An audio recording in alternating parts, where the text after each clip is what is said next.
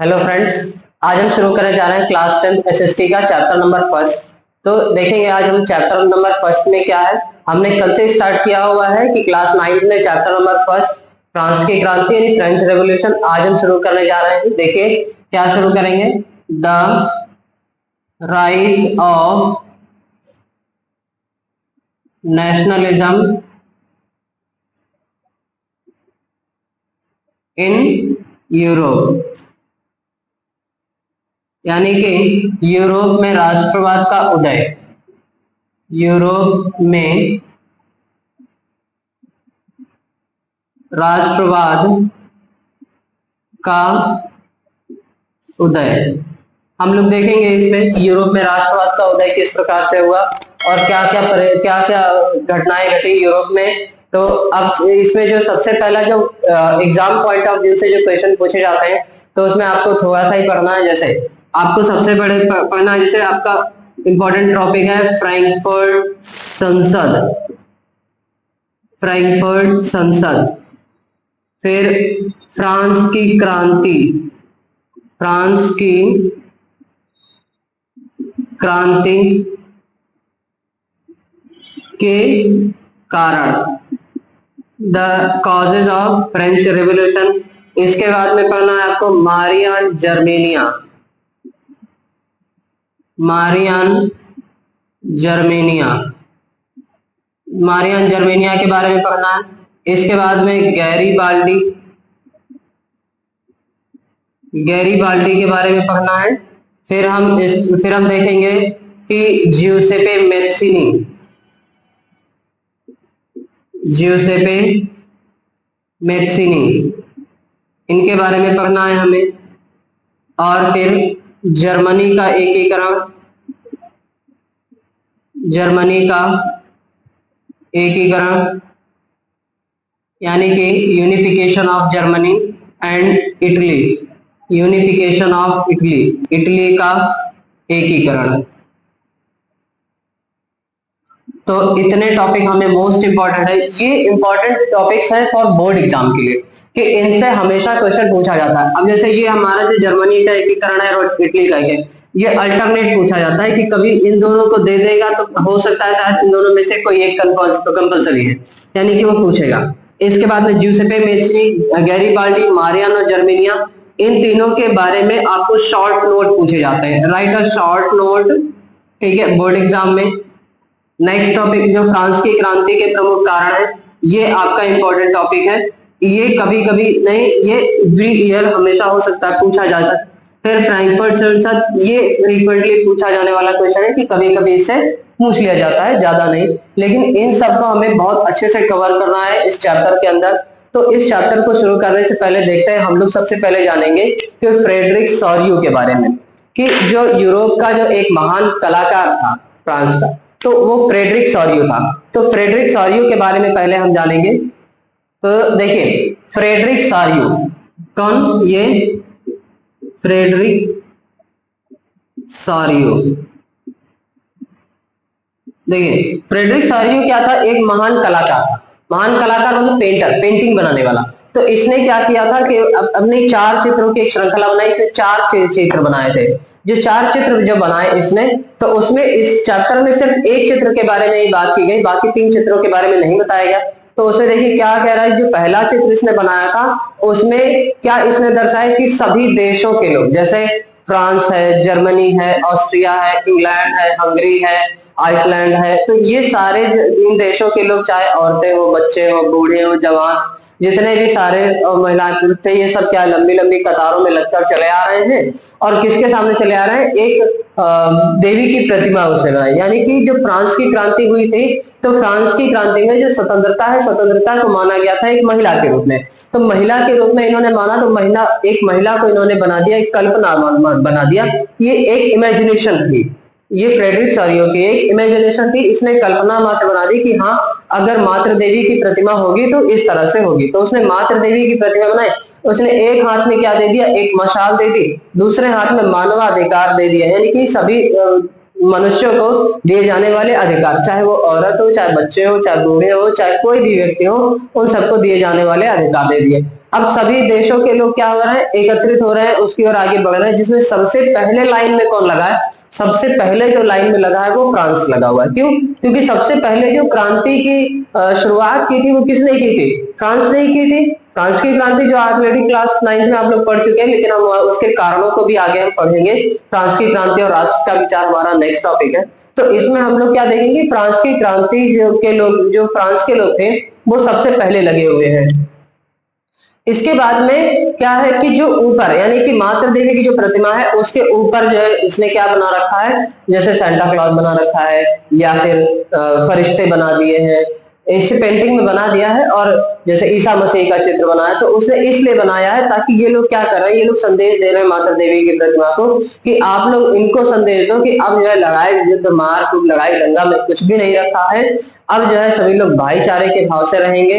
इस संसार में जितने भी लोग हैं सभी लोग बराबर है, सभी को बराबरी का हिस्सा दे दिया जाए, सभी को बराबर का अधिकार दे दिया जाए और सभी लोग आराम से प्यार से रह सकते हैं। तो ये जो है ऐसा संदेश वो दे रहे हैं, ऐसा आशीर्वाद वो दे रहे हैं कि अब जो है कोई भी यूरोप में कोई भी लड़ाई दंगा मारपीट नहीं होगा, सब लोग आराम से प्यार मोहब्बत से रहेंगे और अपना अपना काम करेंगे। क्यों? क्योंकि फ्रांस में जो है बहुत सारे बहुत कई कई लंबे अरसे से चला आ रहा था कि हम अपना जो है राज्य विस्तार करें, दूसरे पर आक्रमण करें और ये सब जो है शुरू करते हैं। तो ये था क्या, हमारे एक चित्र की परिकल्पना थी जो किसने बनाई थी, फ्रेडरिक सॉरियो ने बनाई थी। किसने बनाई थी? फ्रेडरिक सॉरियो ने एक चित्र की श्रृंखला बनाई थी, जिसमें कि अच्छा जब ये बना हुआ था तो जर्मन जो जर्मनी था लाइन में लगा हुआ था, वो संयुक्त राष्ट्र का हिस्सा अभी नहीं बना था, संयुक्त राष्ट्र का हिस्सा अभी नहीं बना था। बाकी देश जो शामिल होने वाले थे, कि हो रहे थे धीरे धीरे संयुक्त राष्ट्र में, तब उसने ये चित्र बनाया था। तो अब तो यहां से हमारा ये टॉपिक खत्म हो जाता है कि फ्रेडरिक सॉरियो ने ये 4 चित्रों की श्रृंखला बनाई और उसके बारे में एक्सप्लेन किया। अब इसके बारे में हम लोग आगे अगला हमारा जो टॉपिक है वो पढ़ेंगे क्या, फ्रांस की क्रांति और राष्ट्र का विचार। फ्रांस की क्रांति और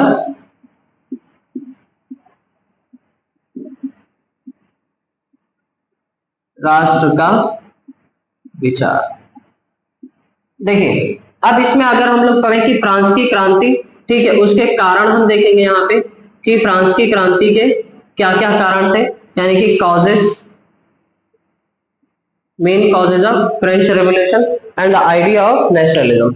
तो अब इसमें देखेंगे क्या थे कि फ्रांस की क्रांति। अब फ्रांस की क्रांति में देखिए बहुत सारी चीजें देखने को मिलती है, जो मुख्य कारण देखने को मिलते हैं, सामाजिक कारण, आर्थिक कारण और राजनीतिक कारण। तो जो फ्रांस की क्रांति हुई, फ्रांस की क्रांति किस आधार पर हुई थी कि वहां पर जो बूर्बो राजवंश चल रहा था वो पूरा ही निरंकुश राजतंत्र था, उसको हटाकर जब पब्लिक ने क्या किया था, अपना अपना अपना यानी कि जनतंत्र घोषित कर दिया था। और बहुत सारे सबसे ज्यादा जो यहाँ पर देखने वाली बात थी कि इन लोगों ने निरंकुश राजतंत्र बना रखा था, तो जिस पर कोई अंकुश ना लगाया जा सके। इस वजह से जो है वो कब तक जनता उस दुख को झेलेगी, जब तक, तो इस तरह से जनता ने बहुत ज्यादा जब ऊब गई थी तब उन्होंने वहां पर क्या किया, पूरी सत्ता तख्ता पलट कर दी थी। और ये कब हुआ था, ये हुआ था लुईस 16वें के शासनकाल में। तो अब हम लोग देखेंगे सबसे पहले राजनीतिक कारण। ठीक है, राजनीतिक कारण में जो सबसे पहला कारण है, अब देखिए फ्रांस की क्रांति में, देखिए यहां पर हम देखेंगे क्या, फ्रांस की क्रांति। ठीक है, पहला है हमारा क्या, राजनीतिक कारण। राजनीतिक कारण यानी कि इसको क्या कहा जाता है, पॉलिटिकल कॉजेस। इसके बाद में सामाजिक कारण। सामाजिक कारण इनको क्या कहेंगे, सोशल कॉजेस। फिर है हमारा आर्थिक कारण।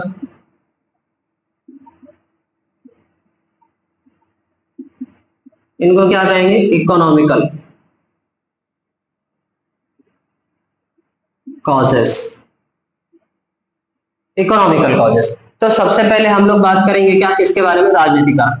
तो राजनीतिक कारण में हम लोग क्या देखेंगे, सबसे पहला है निरंकुश राजतंत्र। निरंकुश राजतंत्र इसके बाद में पहला पॉइंट, इसमें दूसरा पॉइंट क्या है, अयोग्य शासक, अयोग्य शासक। तीसरा पॉइंट क्या है, मारिया एंटोइनेट।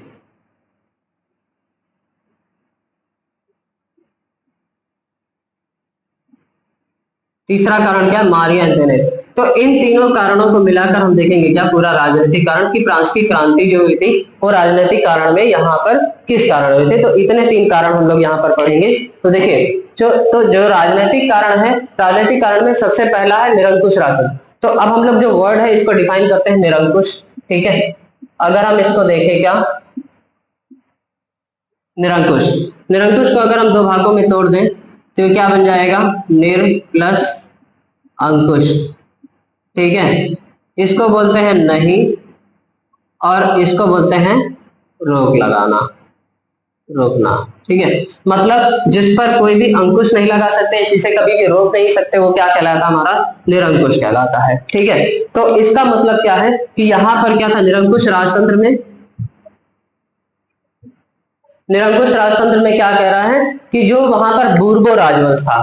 ठीक है, तो कौन सा राजवंश था, डायनेस्टी राजवंश बोले तो डायनेस्टी, डायनेस्टी कौन सी थी, बूर्बो थी। ठीक है, अब बूर्बो राजवंश में 3 राजा, जिनके बारे में हम आपको बताने वाले हैं, 3 राजा। पहले नंबर पे कौन था, लुई 14वां, लुई 14। सेकेंड नंबर पे लुई 15। इसके बाद में थर्ड नंबर पे लुई 16। ठीक है, लुई 16। अब पहले इसके बारे में जानेंगे। तो लुई जो 14 था, लुई 14, यानी कि ये क्या था, पूरी तरह से निरंकुश था।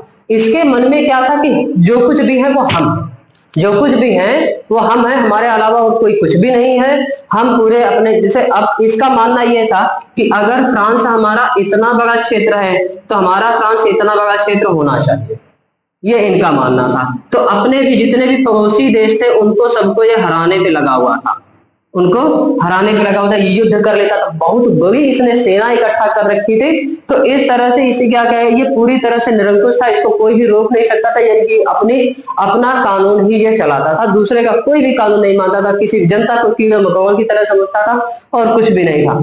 इसके बाद में लेकिन जब ये मरने पे आया, जब ये मरने पे आया, यानी कि जब इसकी अंतिम सांसें चल रही थी ना, तो यानी कि जिसे 4-5 दिन रह जाते हैं कि हाँ अब मरने ही वाले हैं, तब इसको ये एहसास हुआ कि यार जो हमने किया वो गलत किया, हमें जनता को इस तरह से नहीं सताना चाहिए था, हमें जनता के साथ इतना अत्याचार नहीं करना चाहिए था, जो भी है वो जनता ही है, और हमें अपने राज्य का विस्तार के लिए दूसरों पर यानी कि अपने पड़ोसी देशों से बना के रखनी चाहिए थी, यानी कि मित्रवत भाव से रहना चाहिए था, और इनसे कभी भी लड़ाई दंगा मारकूट या फिर व्यवहार रखना चाहिए था। ठीक है, पर कभी भी बैर नहीं रखना चाहिए। और ये बात सत्य भी है, अगर हम आपको ऑप्शन, अगर कोई आपको ये ऑप्शन दे कि आप पड़ोसी में या मित्र में कोई किसी एक को चुनिए, तो मेरा मानना है कि आप पड़ोसी को चुने, मित्र को नहीं। क्यों, क्योंकि बुरे समय में रात को अगर कोई इमरजेंसी हो गई तो सबसे पहले आपका पड़ोसी आपके लिए खड़ा होगा, क्योंकि मित्र को आने में समय लग सकता है। हम ये नहीं कह रहे कि मित्र धोखा देगा, नहीं, मित्र को आने में समय लग सकता है, लेकिन पड़ोसी को आने में आपको समय नहीं लगेगा। इसीलिए अगर मित्र या पड़ोसी में से किसी एक को चुनना पड़े तो मेरा सजेशन है कि आप पड़ोसी को ही चुने, मित्र को नहीं। तो इसको ये बात समझ में आ गई थी कि भाई हमारे जो पड़ोसी है वही हमारे सबसे अच्छे मित्र होते हैं। ये बात जो है इसने किसको बताई, लुई 15वें, लुई 14वें को, यानी कि लुई 15वें को ये बात जो है बताई कि ऐसा है कि अब हम तो जा रहे हैं, लेकिन तुम्हें क्या करना है, तुम्हें लड़ाई दंगा मारकूट किसी से भी बैर मोल भाव नहीं लेना है, सबसे प्यार मोहब्बत से रहना है, जो पड़ोसी देश है उनसे बना के रखना है। लेकिन जैसे ही ये मरता है उसके कुछ दिनों बाद ये जो इसकी दी हुई सीख क्या हो जाता है, भूल जाता है। तो जब ये भूल जाता है कि भाई ये कौन है, अब जब ये भूल जाता है तो ये क्या करता है, अमेरिका के साथ युद्ध में शामिल, यूरोप के युद्ध में शामिल होना, और फिर सप्तवर्षीय युद्ध में शामिल, वर्साय में क्या, वर्साय में कमजोर पड़ने लगता है। अब बिना युद्ध के, अगर कोई बिना युद्ध की तैयारी के अगर किसी पे आक्रमण करो तो क्या हो, हार जाओगे। तो ये क्या हुआ, लगातार हारता रहा। अब इसके बाद में जब इसका भी अंत समय आया ना, तब इसको क्या लगा कि अब मेरे जाने के बाद मेरे जाने के बाद जो है इस पूरे फ्रांस में कोई भी ऐसा नहीं बचेगा जो फ्रांस को संभाल सकेगा, क्योंकि इसमें यहाँ पर बहुत बड़ी प्रलय आने वाली है। तो जब ये प्रलय आने वाली, इसको पता था कि ये भाई इसका लड़का जब राजा बना था, जब ये मरा तो इसका लड़का राजा बना। अब ये यानी कि लुई 16वें की उम्र थी मात्र 20 वर्ष, और ये जो है अपना राजकोष जो है पूरा खाली करके गया। भाई युद्ध में जितना भी पैसा था वो सब किससे खर्चा होता था? राजकोष से। अब राजकोष से जब खर्चा हो रहा था तो ये पूरा राजकोष इसका क्या हो गया? खाली हो गया। अब जब ये 20 वर्ष की उम्र में ये बना, तब इसकी रानी कौन थी? मारिया एंटोइनेट। अब इसकी रानी कौन थी? मारिया एंटोइनेट। अब तो ये क्या था? ये अयोग्य शासक था। ठीक है, अब अयोग्य शासक, निरंकुश राजतंत्र में ये आ जाएगा, अयोग्य शासक में ये आ जाएगा। अब मारिया एंटोइनेट जो थी वो क्या थी? थेरेसा की पुत्री थी, लेकिन सेंट जोसेफ की जो है, सेंट जोसेफ द्वितीय की बहन थी। देखो लिख देते हैं यहाँ पर, ये थेरेसा की पुत्री थी। ठीक है, थेरेसा की पुत्री और सेंट जोसेफ की बहन थी। सेंट जोसेफ की बहन थी कौन? मारिया एंटोइनेट। अब मारिया एंटोइनेट क्या करती थी? जानबूझ के राजनीति में हिस्सा लेती थी। अगर वो सिर्फ अपने रख रखाव, डेंटिंग पेंटिंग, लाइब्रेरी, इसमें सब में अगर पैसा खर्चा करती तो शायद ये युद्ध ना होता, या फिर इसमें सब में जो है कुछ भी ये फ्रांस की क्रांति ना होती।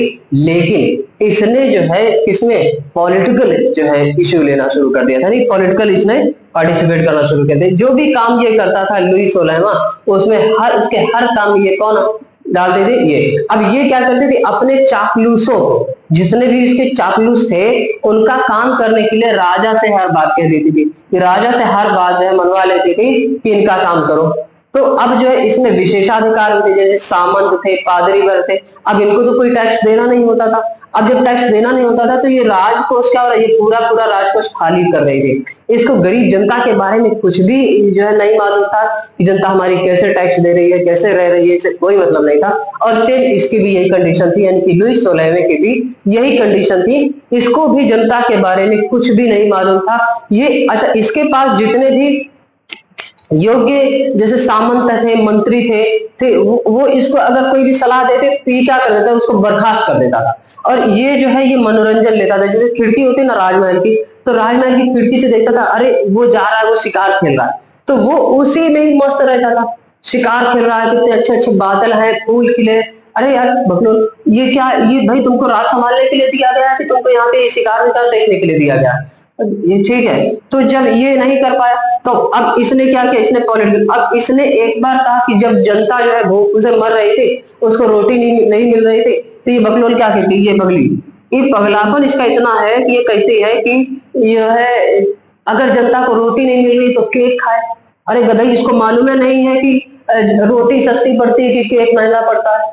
जब इसको ये नहीं पता है तो राज्य क्या संभालेगी? और इसी के चक्कर में जब पूरी फ्रांस की क्रांति हो जाती है, कि पूरी फ्रांस की क्रांति में इन तीनों का मेन कारण होता है।